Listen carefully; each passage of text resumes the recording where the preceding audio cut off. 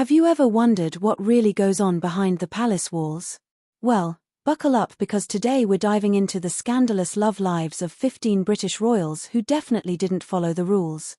These aren't the fairy tale princes and princesses you learned about in school. Oh no. These royals had more romantic drama than a whole season of your favorite TV show.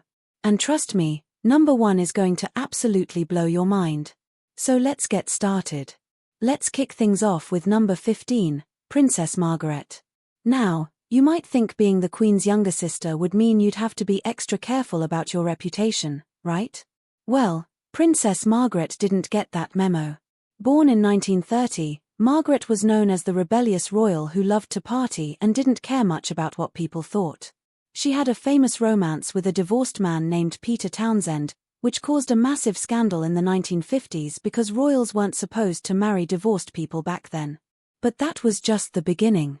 Throughout her life, Margaret had numerous affairs and relationships that kept the tabloids buzzing. She was married to photographer Anthony Armstrong Jones, but even that didn't slow her down. She was known for her wild parties, her glamorous lifestyle, and her many romantic connections with different men. Margaret showed the world that even princesses wanted to live life on their own terms. Moving on to number 14, we have King George IV. This king, who ruled from 1820 to 1830, was basically the party animal of his time. Even before he became king, when he was just the Prince of Wales, George was famous for his excessive lifestyle. He loved fancy clothes, expensive food, and most importantly, he loved the ladies. George had so many mistresses that historians actually lost count. He secretly married a Catholic widow named Maria Fitzherbert in 1785, which was actually illegal because royals needed permission to marry and couldn't marry Catholics. But did he care? Not really. Later, he was forced into an official marriage with Princess Caroline of Brunswick, but their relationship was a disaster from day one. George reportedly got drunk at their wedding and spent most of his married life trying to avoid his wife while continuing his affairs with various women. He was basically the definition of a royal bad boy. Number 13 brings us to King Charles II, and let me tell you, this guy really earned his nickname the Merry Monarch. Charles ruled from 1660 to 1685, and he might hold the record for the most recognized illegitimate children of any British king. We're talking about at least 12 children from at least 7 different mistresses. And those are just the ones we know about for sure. Charles was so open about his affairs that he actually gave his illegitimate children noble titles and made sure they were taken care of.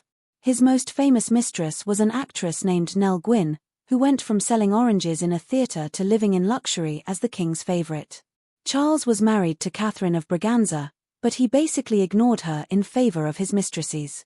The crazy thing is that despite all his romantic adventures, Charles was actually pretty popular as a king because he brought back fun and entertainment after a very serious period in English history. At number 12, we have Prince Albert Victor, who was Queen Victoria's grandson. Albert Victor, who everyone called Eddie, died young at age 28, but he managed to pack a lot of scandal into his short life. There were constant rumors about his wild behavior and questionable relationships. Some historians believe he was involved with women he shouldn't have been seeing, while others suggest he might have had relationships with men, which was completely illegal and shocking in Victorian England.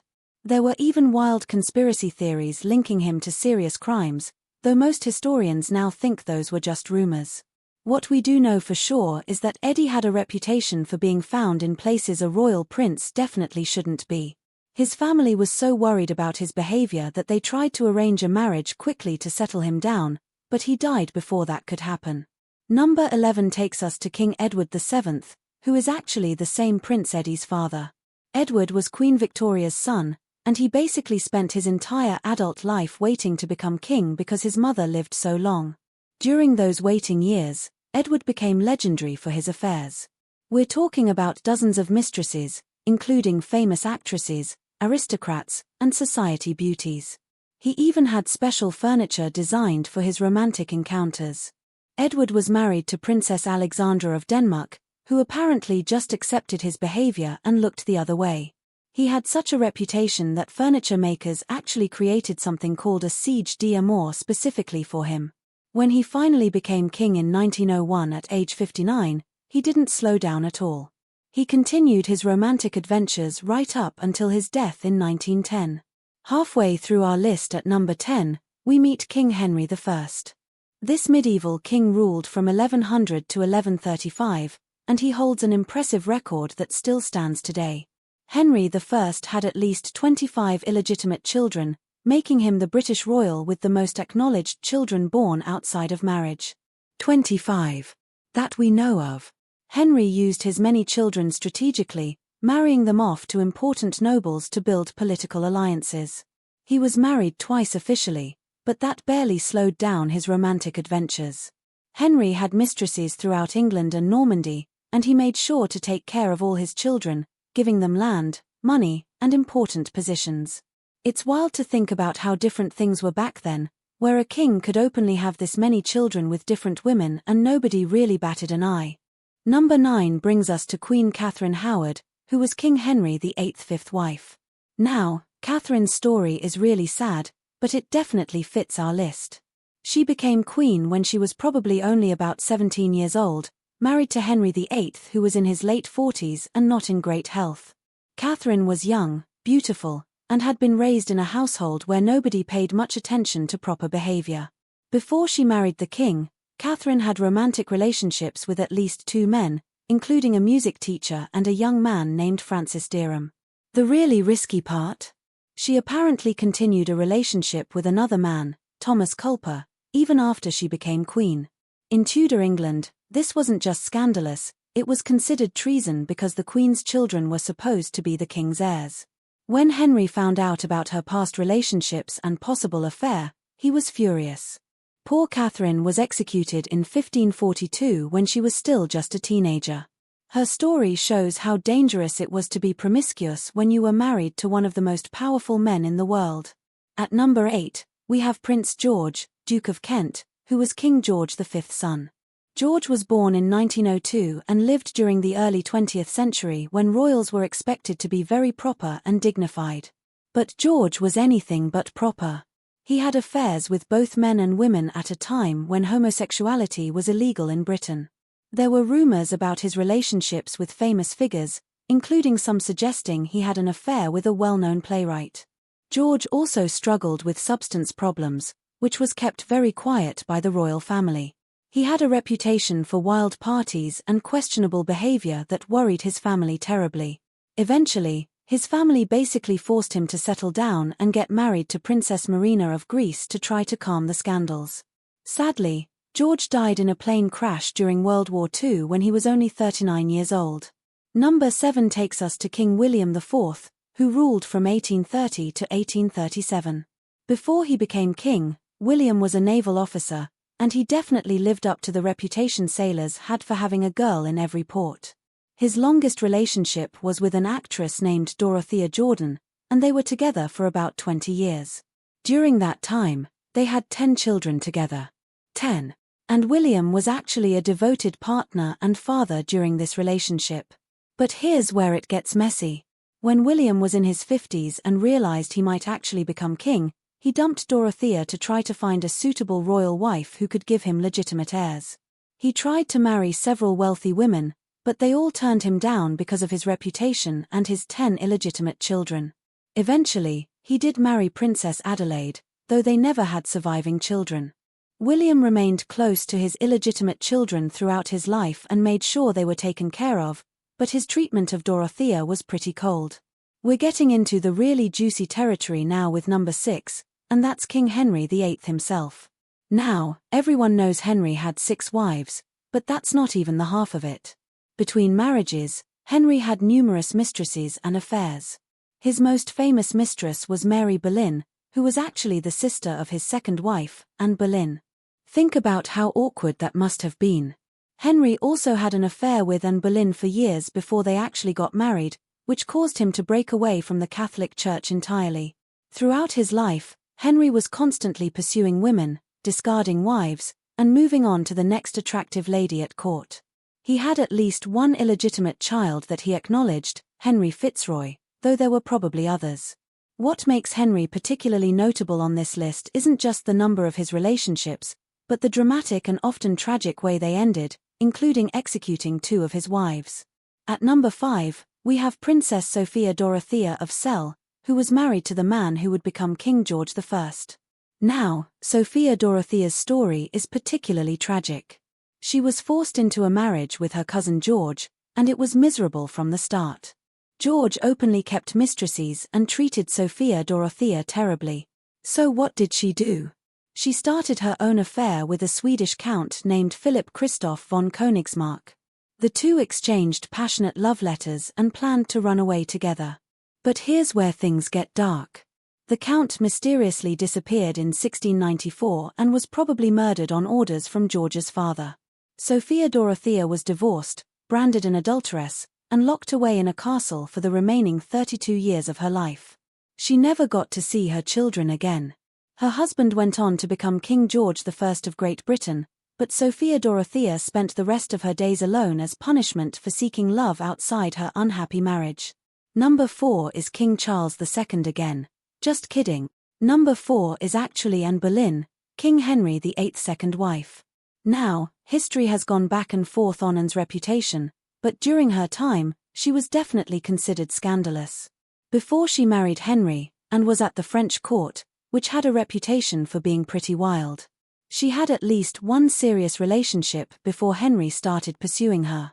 When Henry became obsessed with her, Anne played a clever game, refusing to become just another mistress and holding out for marriage. This led to Henry breaking with the Catholic Church and changing the entire religious landscape of England. But after Anne became queen, her enemies spread rumors about her having affairs with multiple men, including her own brother, which was almost certainly false. These accusations were used to execute her in 1536. Whether Anne was actually promiscuous or just a victim of vicious rumors, her reputation for scandal definitely earned her a spot on this list.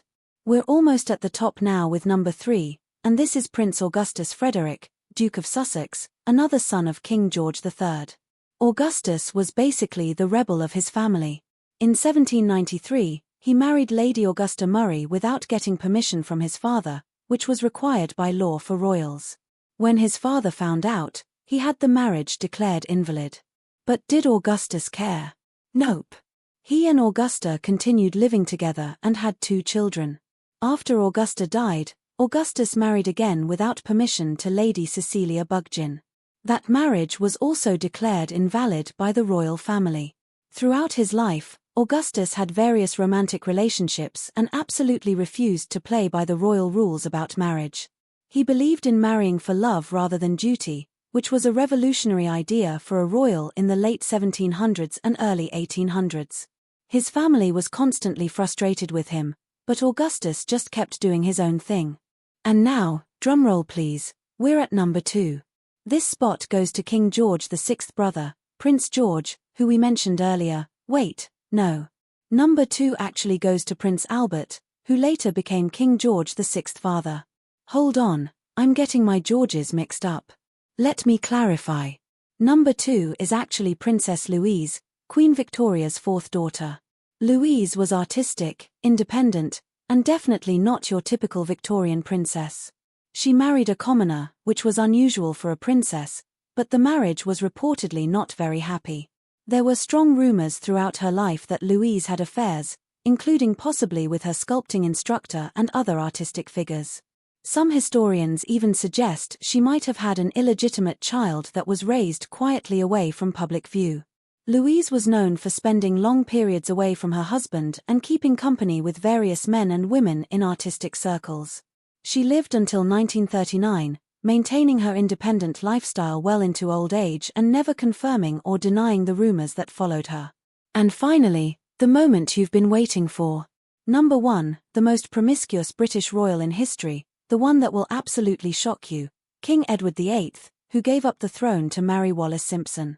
Now wait, you might be thinking, didn't he give up everything for love? How does that make him promiscuous? Well, here's what they don't teach you in school. Before Wallis Simpson, Edward had numerous affairs with married women. And here's the really shocking part, even while he was obsessively pursuing Wallis and claiming she was the love of his life, even after he gave up the throne to marry her in 1936, Edward continued having affairs. That's right.